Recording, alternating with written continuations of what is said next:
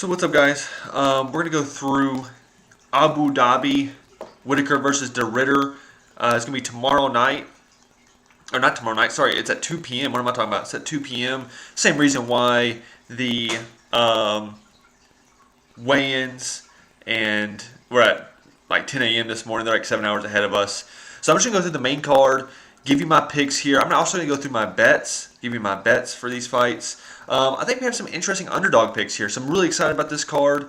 I'm not going to go through, like I said, the whole thing, just these last 5 fights, starting with Bogdan Guskov versus Nikita Krylov.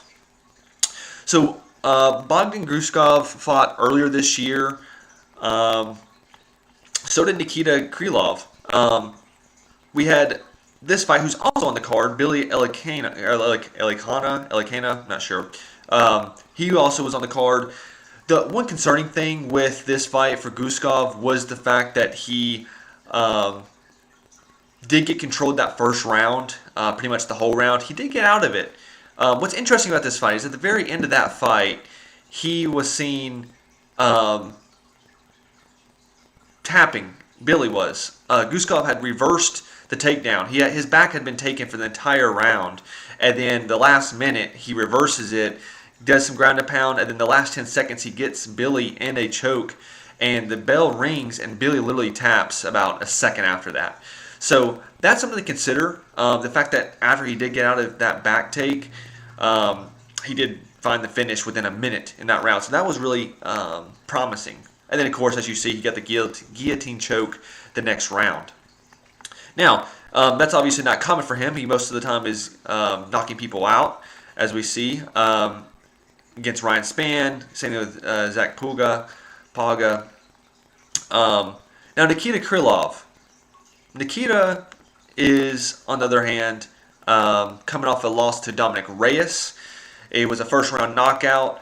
And something that is interesting about Nikita is, well, a few things. One, he hadn't fought for about 2 years, I think it was, before when he fought Dominic, until he fought Dominic. So he had a long layoff there. That was interesting. 2023 right there was his last fight before Dominic earlier this year in Miami. Got caught by Dominic in that first round and put out. But he's still the favorite here. He's still the favorite. Bogdan is the underdog, and I do like Bogdan in this spot. Now, the reason why is not because, well, for one, Nikita, his activity is pretty low. So I don't like that. The age is around the same for both these guys, so that's not a big factor. But Bogdan has serious power in his hands. Nikita loves to overextend, loves to leave his chin up at times, and I think that Bogdan can catch him. And I think he can maybe even catch him early in this fight. Nikita, if you watch his last couple fights, or a lot of his fights, he likes to start pretty fast early. When he fought Ozdemir, he got caught. When he fought, obviously, Dominic, he got caught in the same way. He came towards him. Dominic stepped back and threw that counter shot that put him down. So I think Bogdan can do just that. I think his striking is just as powerful as Dominic's. Dominic hadn't looked that great lately, and he's starting to kind of have a comeback, of course, but not the Dominic we knew when he fought, of course, John Jones. So I like Bogdan here a lot. I think I have him by knockout, and he's an underdog. So that's a fun bet, and I'll think about putting some money on that for sure. What do I want to look at here? This is Nikita, right? Yeah. He gets Ryan Spann, too. That's what I was looking at. Ryan Spann also caught him early. And I think it was a jab. This is not loading for some reason.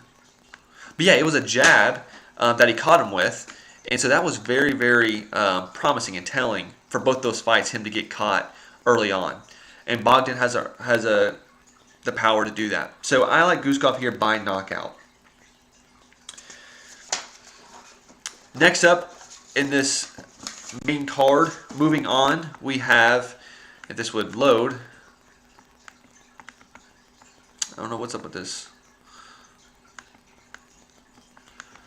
Well, we have Amabaya versus Nikita Krylov, or not Nikita, Asu Amabaya versus Jose Ochoa. Ochoa is definitely the not as experienced fighter here. That's one thing that stands out to me. Um, Actually, I'm just going to pull it up on my phone then as we go through this.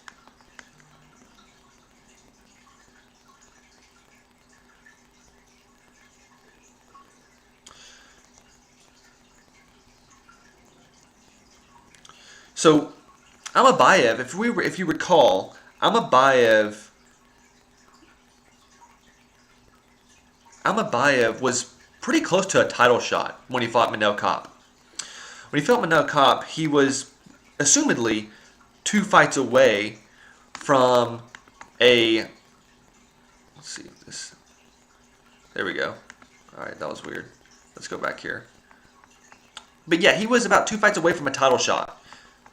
And now he's getting Jose Ochoa, who has some really, really dominant striking,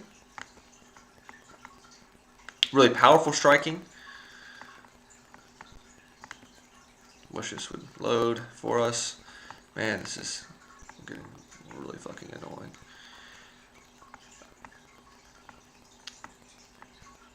Try to get to the actual fight night card. There we go. Okay, so Asu Amabayev versus Jose Ochoa. Okay, pretty much near even pick 'em here. Abayev has some serious submissions. This is going to be a classic striker versus, well, Asu Amabayev can strike. Don't get me wrong. He can hold his own. He held his own against Manel Kape.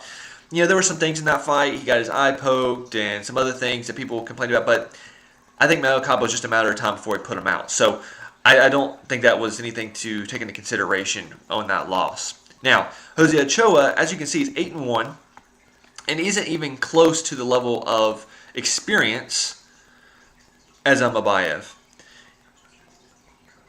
You have some age difference here too, and that kind of comes with the experience.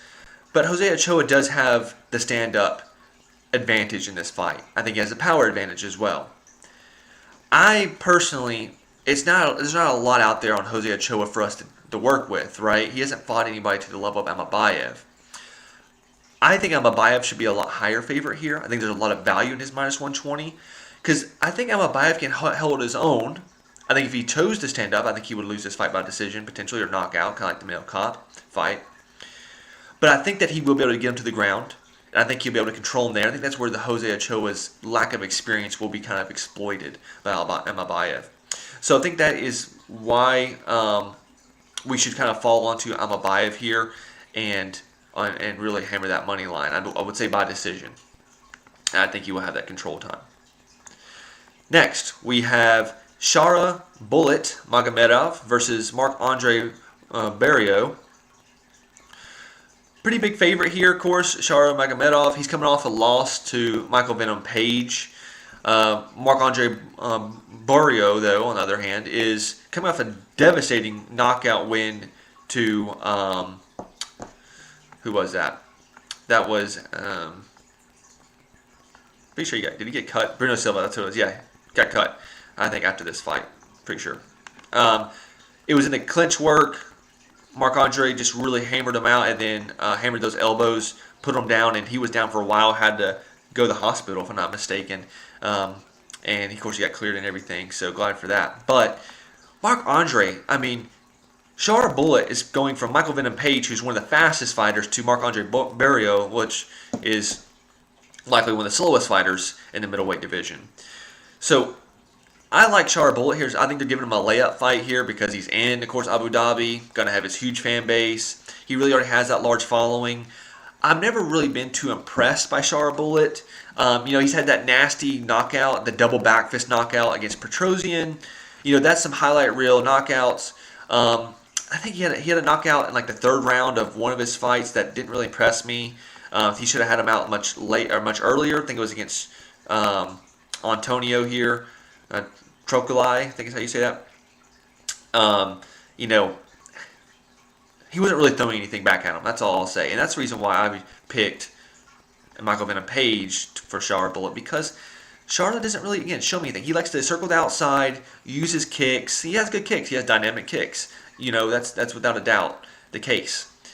Marc-Andre Barriault will, try to come forward will constantly put that pressure on, and I think that pressure could cause Chara Bullet some issues and some difficulties if he can get up and kind of work him up against the fence and hold him there. So I think there is a level of the favorite is way too large in my opinion, but I do think Chara Bullet will take this away, and I think he'll be able to keep his range, kind of wear him out. I think that Marc-Andre is really bad as well.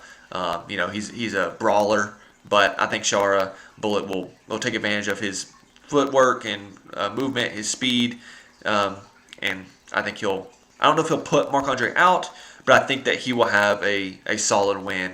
And so I'm not touching this fight because I don't really care for Chara Bullet when it comes to putting guys out, and I just think he puts himself in a very vulnerable position against someone who's going to put a lot of pressure, and for that kind of value more than anything.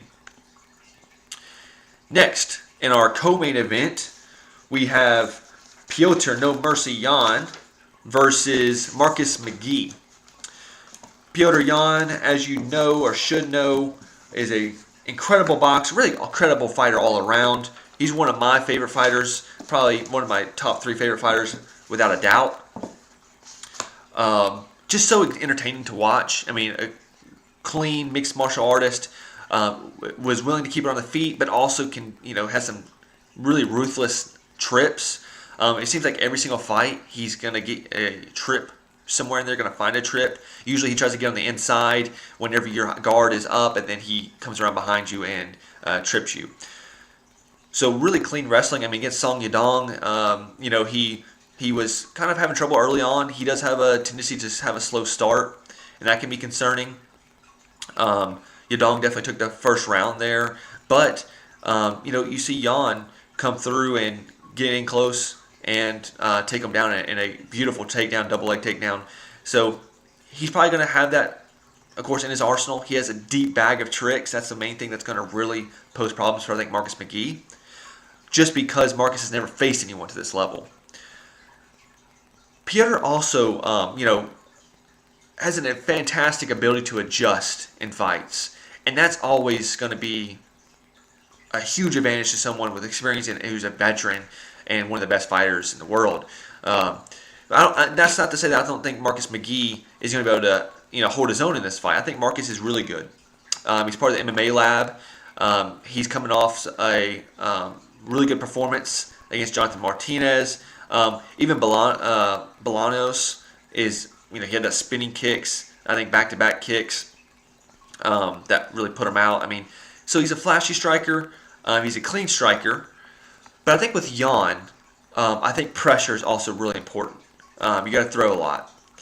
If you let Jan kind of get in his rhythm, that's going to cause, it's going to be really hard to come back if you don't really take that first round, especially, which is where Peter gets the slow start. And so I think Marcus will be, like I said, hold his own in this fight. I don't think that he doesn't belong here. A lot of people don't know who Marcus is, but I think he belongs here. I think he's a good underdog pick. And that's the reason why I'm staying away from Piotr as well in this betting line. I mean, that's too large of a favorite.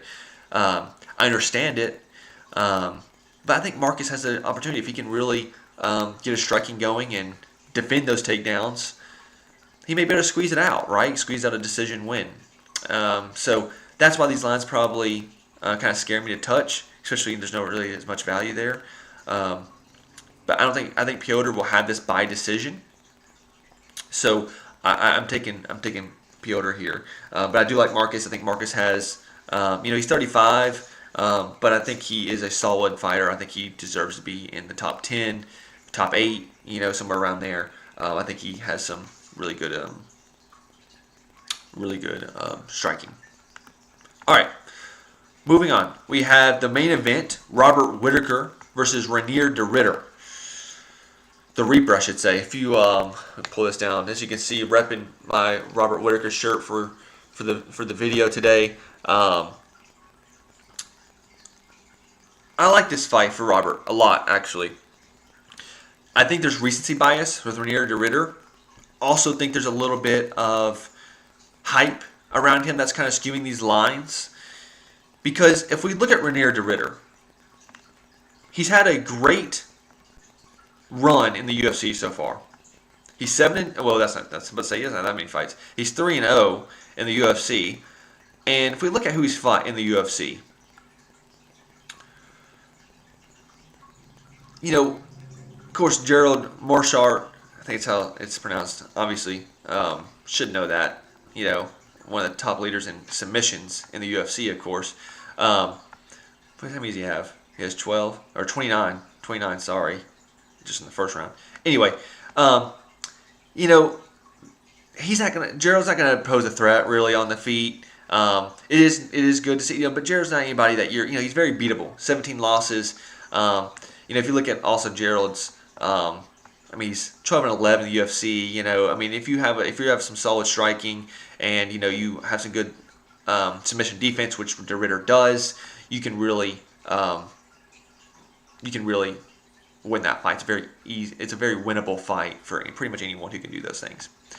Now, Kevin Holland, very similar in the sense of, if you are a solid fighter and you have a good game plan going in there, you can beat Kevin Holland. Kevin Holland isn't someone who's going to be, he has some performances that make him look really good, but look at his last performance. Even Daniel Rodriguez found a way to beat him. So I'm not really putting too much stock in Kevin. Still a solid fighter to have on your resume. And then you have Bo Nickel. Of course, Bo Nickel has all the hype, being an American wrestler, national champion, etc. All the gist, the talk. But Bo Nickel has never shown us anything. He's been fighting gardeners. That's not even an exaggeration. It sounds like a joke, but he has fought gardeners. Val Woodburn, right? Doing gardening on the side or landscaping, whatever it was. Yard work. Bo Nickel was not a established prospect. As I think Anthony Fernandez said, welcome to say hello to a real contender, right? They padded his resume. Paul Craig is a name again that people know. Cody Brundage, of course, was at 300, but Paul Craig, Paul Craig's striking is atrocious, and Bo Nickel couldn't do hardly shit against that. He had like a 1-2 punch combo with the overhand to the body and to the overhand. It's just nothing. So that win is very. I think this fight really just exposed Bo, because obviously De Ridder had that experience, championship experience even, and won championship, 2-division champ. De Ridder is a very, very experienced fighter, right?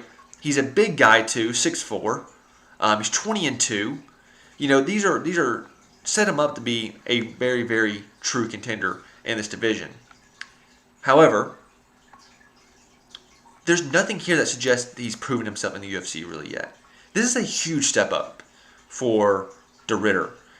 And I went and watched this last fight against, I don't even know how to say this guy's name, but I watched this fight here. And as you can see, it says retirement. What that really says is, whenever he got him up against the fence, he beat him down. And De Ridder, there was pressure. And De Ridder just started backing up to the cage. Couldn't back up anymore, of course. And he was eating body shots, eating shots really everywhere. And he just fell to the ground. And the guy wants him up, right? The guy he was fighting wanted him up on the feet. And De Ridder literally just laid there. Herb Dean, who was obviously refereeing this fight, officiating this fight, tells him to get up. He rolls over on his back, or rolls over on his knees, and then sits there and gets up, and then Herb Dean has to call it. It was literally retirement. It wasn't he like he got knocked down. He just fell down from a body shot and just kind of laid there. It was really kind of pitiful, to be totally honest. He just gave up. I've never seen a champion just give up like that, because he was champion at this time. So that was very interesting and very telling, I think, because these fights right here are very easy fights. He was never put in any sort of animosity, any adversity in these fights. That's not going to be the case with Robert Whittaker. Robert Whittaker's been in there with the greats. He's been in there with the best of them. He's been around. He's been at the top of this division for who knows how many years, right? We're talking about Robert Whittaker here. So whenever I think about this, I think about Robert Whittaker's speed. I think about his jab. I think about his leg kicks. I think about his, he did get submitted, of course, by Chimaev. But that's Chimaev. De Ridder looks slow. He looks so slow on the feet. Whittaker's going to have the clear speed advantage. I think he's going to have the clear I think he's going to be good enough on the ground, because that's really where the highest risk is for Whitaker. If they go to the ground, DeRitter has those submissions. That's what DeRitter's known for. But I think Whitaker's experienced enough to be able to keep it on the feet, get his jab going, get those, wear at that front leg. And I think that he's gonna take this fight away. I think he very well could knock out DeRitter. And I think that's what I have here. I have Whitaker by knockout. Because I think that he's going to, I don't know when, I would say probably later in the fight, probably over 2.5. But I think these lines are, a little bit in DeRitter's favor here. On DraftKings, he's plus 130. DeRitter's minus 155. I think Whitaker here should be like a minus 220, to be honest. I understand that DeRitter's two-time champ. He has a great record. But, so did Patchy Mix. Look at Patchy Mix's record. I think it was also 20-2, if I'm not mistaken. And he looked like shit against Mario Bautista, who's a true contender. And, of course, I made my video over him. So I think this is a similar situation here. You have a very established, well-known fighter, another promotion, won championship. But I think it's a huge step up for him. I think people are forgetting how good Whitaker is and how dynamic he is. So I like Whitaker here. So for my bets, what I have so far, and then I'll also pitch to you other things that I like. So for Amabaya versus Ochoa, I like the over 1.5. That is, and so this is maybe a parlay. I like the over in that, but I also like the under 4.5 with Robert Whitaker and Rainier DeRitter.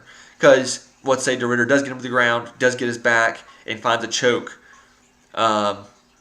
I think that's very likely of a possibility. That's the only thing that scares me in that fight. But that's why I'm going under 4.5. If you want to play and get better odds, maybe 3.5.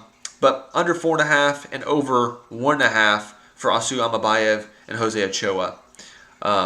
So that's what I have there. I have that parlay. I also have Robert Whitaker money line and over 1.5 rounds for Piotr Jan and Marcus McGee. That is a minus 114 parlay. Again, I am also going money line for Asu Amabayev because I do think that experience will play off in his favor. So I am putting money line on that. I got that at minus 118. I think that's really good odds for Amabayev. Other bets that I like here. I like Bogdan Guskov by knockout. He's the underdog here. Let me see what the odds are here in this fight. Guskov right now is a plus 164 on DraftKings. By knockout, Guskov is at plus 240. I love those odds because I think if he does win, it is going to be by knockout. I really do. Of course, Krylov, I think he'd get it to the ground and potentially submit him. But it is plus 180. It's the best. It's the lowest odds for method of victory by either fighter is Krylov by submission. I think a lot of people are probably thinking about that last fight with Guskov. But I don't know. I just like Guskov here by knockout, especially being that kind of money, and I think that he has a serious chance to put Krylov out when Krylov is offering that chin up every fight. I also like the over in Shara Bullet Magomedov, especially if it's 1.5. But it's going to be probably 2.5. That line has adjusted already. I've already noticed that has gone up. I bet on that one as well. Where did I do that one? Let me see.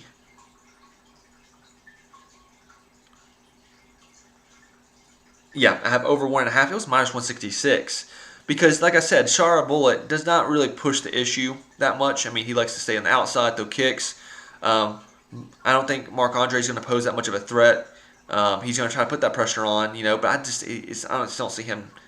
I just see this fight being prolonged way beyond 1.5 rounds, even potentially by decision. I think when Shara Bullet is fighting, there's always a potential for a decision. You're never going to be like, oh, this guy's going to knock him out. And his knockouts may very well. See, look, he has 12 wins by knockout. So you would look at this and you'd be like, oh, this guy's definitely a knockout artist. And in Armin Precision, he did. But decision here. This was also a fight he should have. I mean, he almost went to decision in this fight. Um, he had a good performance, but it wasn't like, again, he's not throwing these combinations together that are really making you. I don't even know who these guys are. So, I mean, like this guy's 27 and 21. But yeah, I like this because I think Marc-Andre has the chin on him, and I think that Sharplett's going to the decision more often here now when he's facing. I mean, because like Olajerjek, okay, I don't even know. I think that's how you say it. He's a good fighter, and when he's facing good fighters, he's going to decision, right? Petrosian, that was pretty nasty. Got to give it to him. Trokalai, I mean, not a good fighter. So I think when Sharplett's fighting anyone who's experienced, he has a very serious opportunity to go to decision. So that's why I like the over there, especially the 1.5 for sure. Big on that. But that's my bets for this week. Some other special bets, of course. And I hope y'all enjoyed this. Let me know what y'all think. Let me know what y'all disagree with. And I'll catch y'all next time.